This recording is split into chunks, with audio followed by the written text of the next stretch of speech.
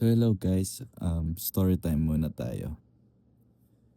Nung nakarang araw, sumakay ako ng Grab and nakita ko na may dalang raketa yung Grab driver.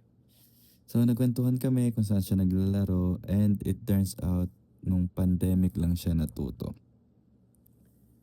Tapos nakwento niya nga na siya ay gumaling na maglaro dahil sa money game.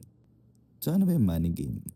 Sa money game, yung mga players ay naglalaro pa rin ng tennis pero may mga nagsa-side bet doon sa laro nila.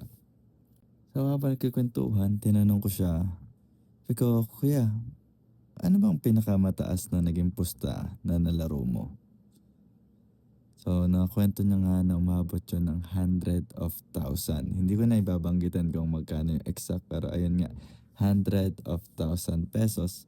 And sabi ko, kamusta naman sa pakiramdam nung naglalaro kayo nun? So sabi niya nga sa sobrang kaba, hindi niya na alam kung paano siya pumalo. Basta ang importante, pumapasok yung kanyang bola.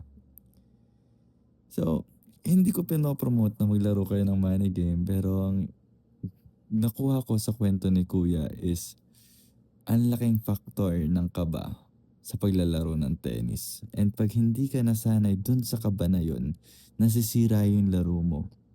And siguro sa mga panahon na ikaw ay kabado na maglaro, maganda na ang focus mo na lang talaga is ibalik ang bola.